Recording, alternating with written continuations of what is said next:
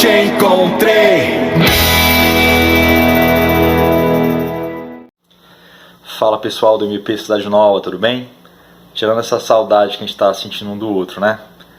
Olha, se a gente não aprender mais nada durante esse período de isolamento, que pelo menos a gente aprenda a valorizar a comunhão.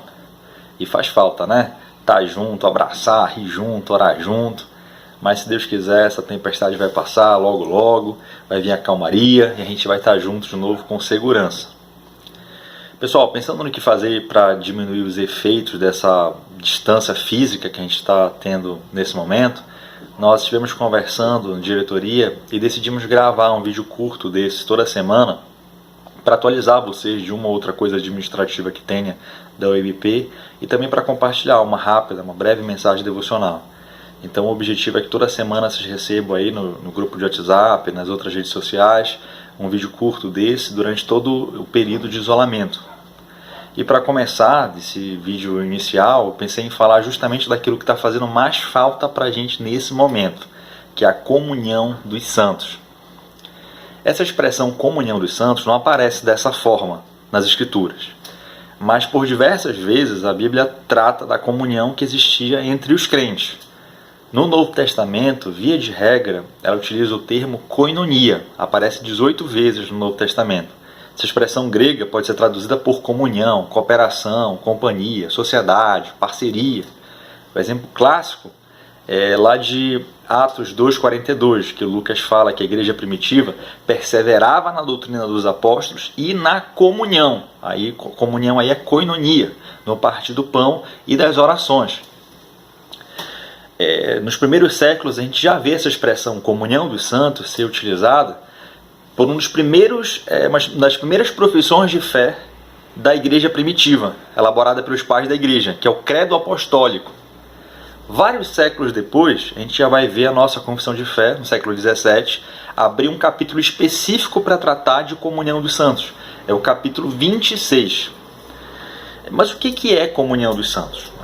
Partindo do ensino da nossa confissão de fé, a gente pode dar um conceito curto, um conceito rápido para a comunhão dos santos, que seria a comunhão de todos aqueles que estão unidos a Cristo pelo seu Espírito e pela fé. Então repare uma coisa, o conceito de comunhão dos santos leva em consideração, em primeiro lugar, a nossa união com Cristo. Essa íntima ligação do cabeça com o corpo. Que no meio reformado geralmente é chamado de união mística de Cristo da igreja, né? Que é Cristo habitando no nosso coração. Então, em primeiro lugar, nós somos atraídos a Cristo, nessa união vertical. E só depois desse vínculo inicial, e em razão desse vínculo inicial, é que nós podemos manter essa comunhão horizontal com os nossos irmãos, os demais remidos, os demais salvos, que é chamado de comunhão dos santos. Alguns autores elencam a comunhão dos santos como um meio de graça. Tem um conceito mais restrito de meio de graça, aquele mais tradicional, e que só estão incluídos como meio de graça a palavra e os sacramentos, o batismo e a Santa Ceia. Mas tem alguns autores que trazem uma lista mais extensa de meios de graça, às vezes 10, 11 meios de graça.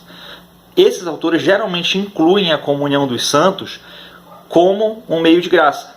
Então, para esses autores, a comunhão dos santos seria um dos instrumentos, um dos recursos pelos quais Deus transmite graça à igreja.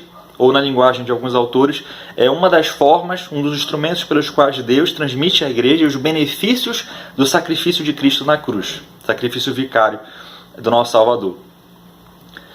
É importante que nós entendamos que a comunhão dos santos só é experimentada pela igreja verdadeira. Existe joio e existe trigo. Agostinho de Hipona, né, Santo Agostinho, fazia uma divisão entre igreja visível e igreja invisível. A igreja visível ela é composta por joio e trigo, pelos salvos e inconversos. Imagine a igreja visível como um círculo maior. Seria um corpo misto, né, na linguagem dele. Dentro da igreja visível existe um círculo menor, composto só pelos salvos, só pelos remidos. A comunhão dos santos é experimentada só dentro desse círculo menor, só pela igreja visível, por meio dos eleitos, dos salvos, não pelos inconversos que frequentam também a igreja, pelo joio que será retirado no último dia, no dia do juízo final. É importante também que a gente entenda uma característica da comunhão dos santos, que é a sua imperatividade. ela é obrigatória, segundo os ensinos das Escrituras. Desde lá no Antigo Testamento, quando Deus separou para si um povo, o povo da aliança, o povo eleito, Ele colocou sobre esse povo uma obrigação solene, uma obrigação sagrada. Esse povo devia se reunir para adorar publicamente a Ele. O Antigo Testamento fala isso de forma muito clara. Já no Novo Testamento, a Igreja da Nova Aliança, nós encontramos também essa mesma orientação da manutenção da comunhão. A gente vê isso tanto pelo exemplo, o livro de Atos dos Apóstolos é repleto de exemplos de que a igreja estava sempre junto, sempre mantendo essa koinonia, quanto por meio do ensino expresso das Escrituras. Além dos exemplos de Atos, a gente vê também as epístolas tratando de forma expressa a respeito desse assunto e orientando a igreja a manter a comunhão. Irmãos, se a pessoa está verdadeiramente em Cristo, se ela é verdadeiramente crente, ela é chamada a participar da koinonia. Essa comunhão é entre os cristãos, visando também a adoração pública a Deus, conforme as orientações das Escrituras. Mas, para a gente finalizar, quais são os benefícios espirituais da comunhão dos santos? Dentre vários benefícios que a gente poderia relacionar aqui, eu selecionei só 3. O primeiro benefício é o aperfeiçoamento espiritual. Irmãos, é por meio da comunhão dos santos que nós aparamos as nossas arestas, que a gente cresce, a gente amadurece. Por exemplo, eu não posso dizer que eu sou cheio do fruto, da percepção do fruto do Espírito, da mansidão, se eu vivo isolado, se eu vivo recluso. É quando eu me uno aos meus irmãos, no meio da comunhão, desse relacionamento interpessoal, que eu sou tentado a me irritar, por exemplo, a perder o controle, perder a paciência com algum irmão. E aí há uma oportunidade para eu crescer nessa acepção do fruto que é a mansidão. Da mesma forma, a gente poderia falar da acepção do fruto do Espírito, da fidelidade, da bondade, da paciência. É no meio da comunhão dos santos que a gente aperfeiçoa cada uma dessas virtudes espirituais e várias outras também. Além disso, além desse aperfeiçoamento que nós encontramos por meio do relacionamento com os irmãos, nós encontramos também diversas orientações das Escrituras para que nós exortemos uns aos outros.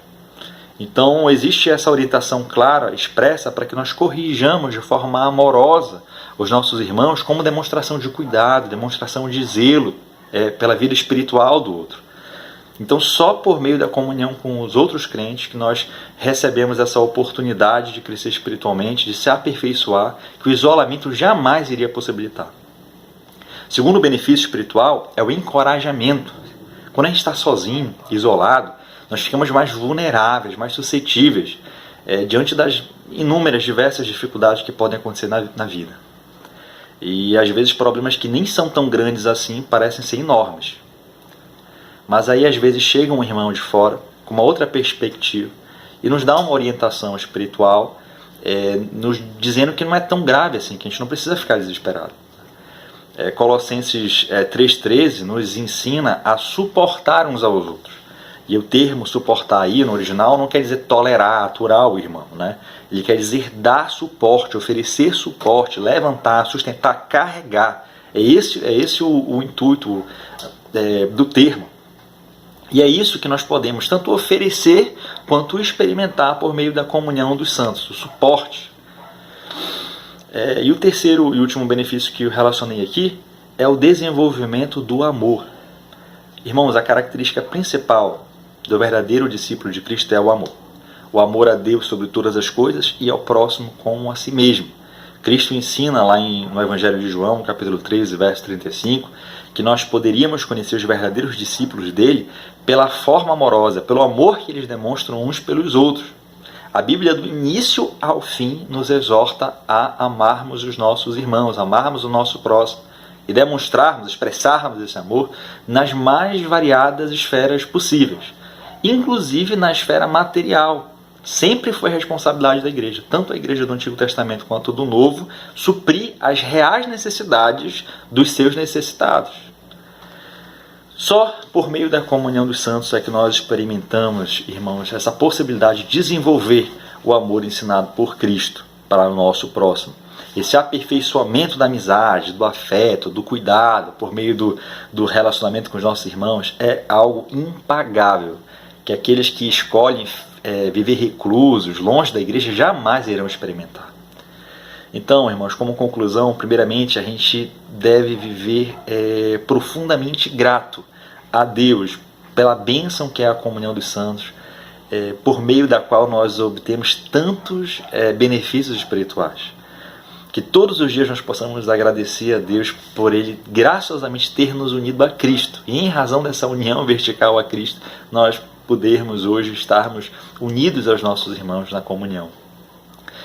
Os chamados desigrejados estão completamente errados. Eles perdem os benefícios que só podem ser obtidos por meio da comunhão dos santos e eles desobedecem um mandamento claro, expresso das Escrituras. Diante de alguém que professa ser crente, sabe de todas essas coisas, mas escolhe voluntariamente se manter isolado, longe da igreja, diante dessa pessoa devem pairar sérias dúvidas a respeito da autenticidade, da veracidade da sua conversão. E além de agradecer a Deus, irmãos, que nós possamos, nesse período de isolamento, de pandemia, de quarentena, pedir a Ele que pela sua graça, pela sua misericórdia, de acordo com os seus soberanos planos, os seus eternos decretos, que Ele possa abreviar esses dias tão difíceis para que logo a gente possa estar junto de novo, com segurança, no seio da igreja, no meio da comunhão dos irmãos. Que Deus nos abençoe. Irmãos, queria só dar um aviso em relação ao nosso retiro. Infelizmente nós não podemos fazer por causa dessas orientações relacionadas ao isolamento, mas nós já conversamos com a equipe responsável do sítio Madre Giovana e eles nos deixaram muito à vontade, inclusive para remarcar a data desse nosso evento para o segundo semestre, ou então, em caso de impossibilidade, para recebermos o valor que nós já havíamos pago de novo. Só tem uma questão em relação à remarcação. Nós não sabemos, em primeiro lugar, até quando vai esse período de quarentena, de isolamento. E segundo, nós não sabemos como vai ficar o calendário de feriados federais do segundo semestre, porque parece já ter havido a indicação de que, em razão da quarentena, esses feriados iriam ser suprimidos no segundo semestre. Então nós não sabemos exatamente, né? Então a gente vai ter que aguardar um pouco mais. Ele permitiu também que a gente esperasse um pouco para decidir e para avaliar o que a gente vai fazer no segundo semestre. Depois do período de quarentena, já estando em segurança, né, e não havendo possibilidade de marcar o retiro, a outra opção de repente seria marcar uma convivência, como a gente fez em 2018, né, lá no Takashima. Poderia haver algum local um pouco mais barato do que o Madre Giovana para a gente fazer uma convivência de um dia e meio, de 2 dias talvez. Coloquem isso em oração, né? No mais, estamos por aqui. O que precisar, entre em contato com a gente e até a semana que vem. Um grande abraço, beijo a todos.